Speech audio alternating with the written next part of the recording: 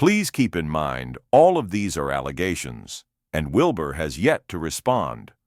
If Wilbur does respond with proof that this is not him and he is innocent, we will be sure to include this in a future video. Hello everyone and welcome back to the Expert Reload YouTube channel. In today's video, we'll be breaking down the grooming allegations against Wilbur Soot, made by his former friend Rue. If you're a fan of the Minecraft scene, especially Tommy in it, you may remember Rue, as she was once his roommate. Recently, she took to TikTok Live to share her story in detail, which I'll include towards the end of this video. But first, I'll give you a quick summary of what she said. According to Rue, she first met Wilbur when she was 17, and after turning 18, they began a hidden sexual relationship. She claims that while some people were aware of it, it was mostly an unspoken matter among her friends. Rue also alleges that Wilbur, who was significantly older, used his age and position of power to manipulate her. She describes him as being controlling and claims he would refer to her in a disturbing way, calling her his little sister despite their sexual relationship. Now that she's older, Rue says she can't imagine being with someone as young as she was when she first started dating Wilbur. Although she didn't explicitly name Wilbur, the details she provided, such as touring with him and being on the bus, leave little room for doubt. Many people on Twitter have reacted to this situation, and I'll share one of my favorite responses. Now, I'll play the full video from Rue so you can hear her side of the story in her own words.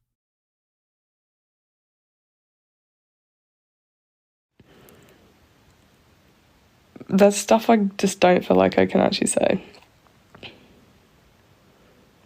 It doesn't dictate my life, it doesn't rule. And then go to the studio and then come back home and I'll just be there and I was like, hey, and we were just chilling. Yeah, no, it was fucked up. But yeah, no, we were sleeping in the same bed every night.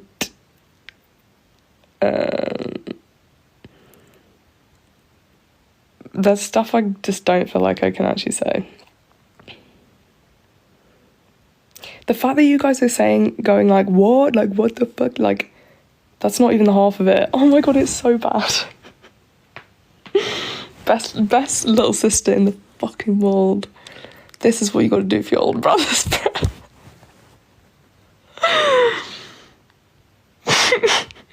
But it wasn't, okay, guys, I'm gonna have to do this in like code because I don't think I can physically say it, otherwise I might vomit. We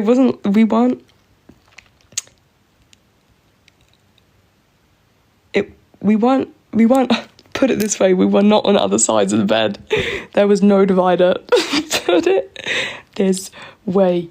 Okay?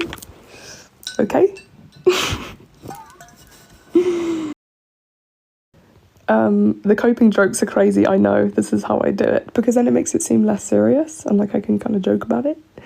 And then it's funny and it's not real. And it's like I actually think I'm going to vomit. But yeah, no, so even in the hotels we were sharing the same bed and being very close.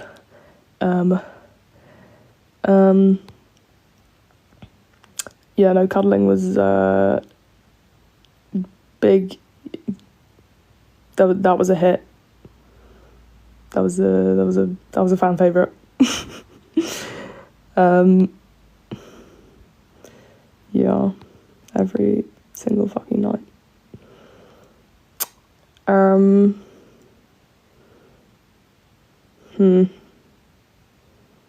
How did no one around him say anything? Like, bruh, I'm not being funny. If you're friends with a weirdo, you're also a weirdo. That's why they didn't say anything, because they're just as bad. Leg over. I'm talking like the real biz, niz. But also I knew him before I was 18. I mean, it's like, anyway, I'm guessing you aren't in contact with any of these people anymore. No! Fuck no. And you know what's crazy? Even more crazy. His excuse, and he would get really like handsy-feely. Multiple times had he grabbed the yayas and the buns. Yeah, for real. Oh my god, I want to kill myself. I'm being so serious, guys. Guys, I'm laughing because I just can't even believe it. Oh my god, I can't believe this happened. Yeah. And his excuse would be like, oh, like I'm just taking loads of melatonin, it makes me really loopy. And like...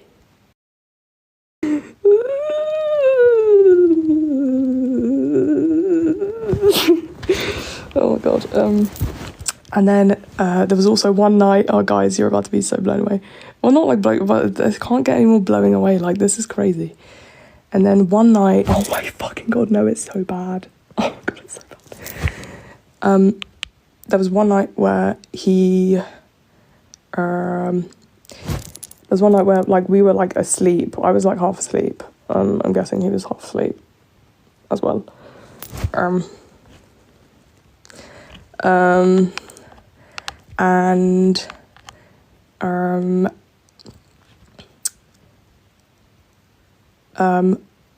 And he kissed me on the lips. And then, but he was like half asleep, and I was like,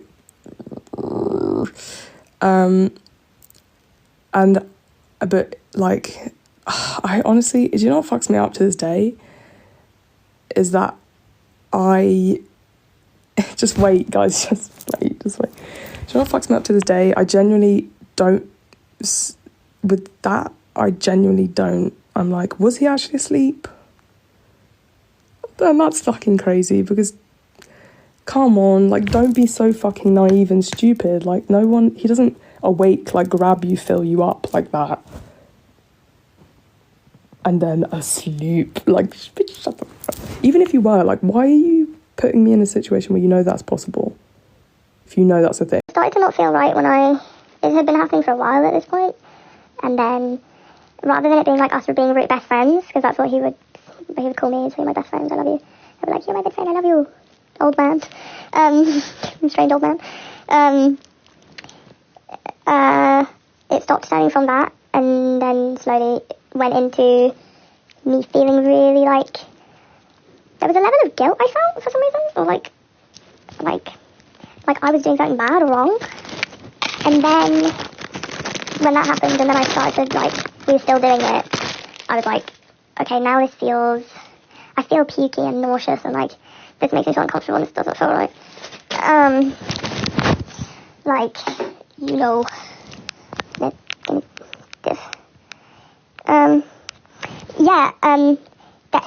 also when I realised his age, and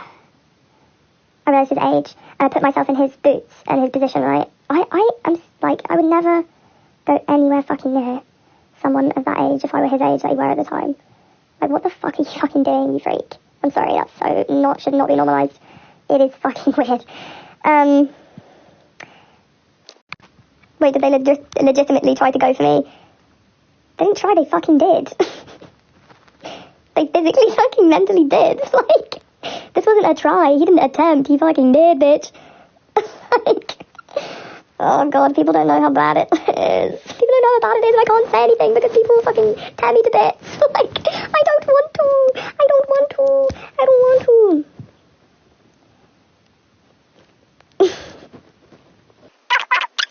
I know what you've done. You know what you've done.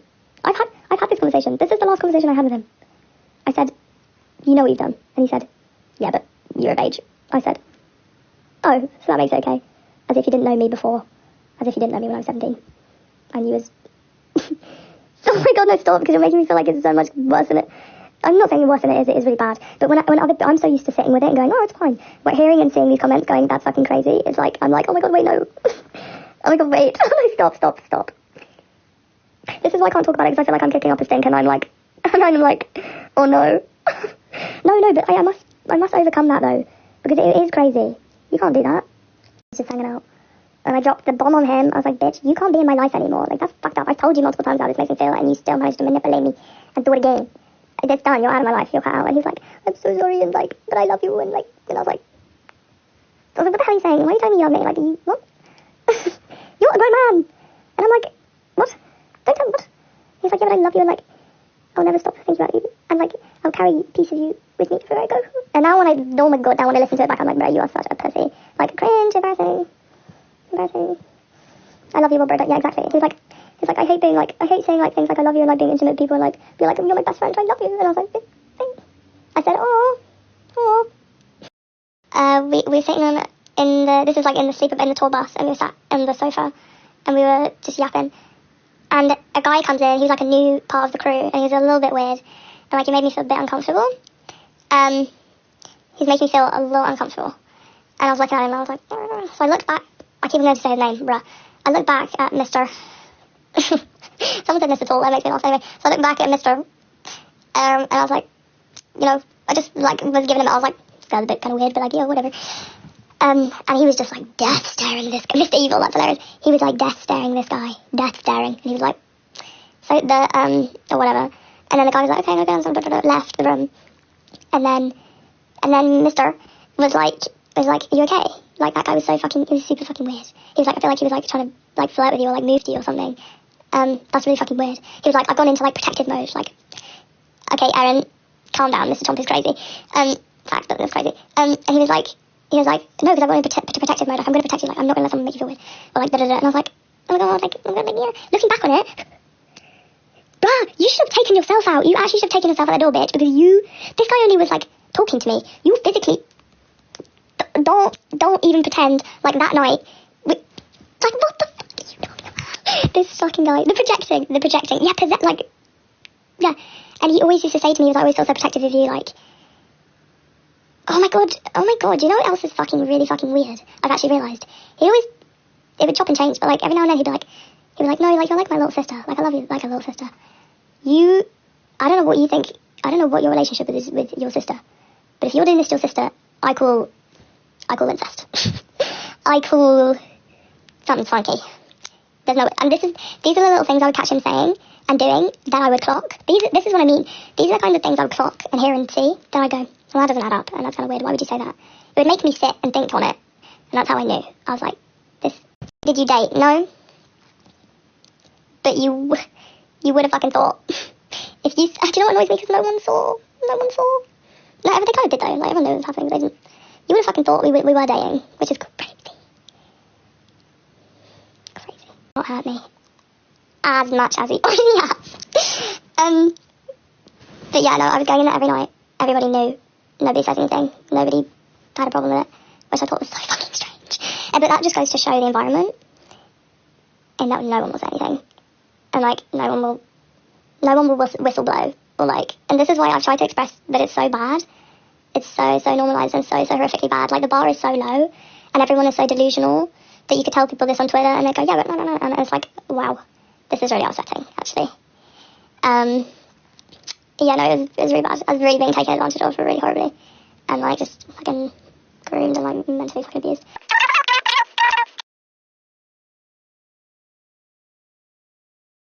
At the end, there's a double bed and like a door, like these little cab coffin things.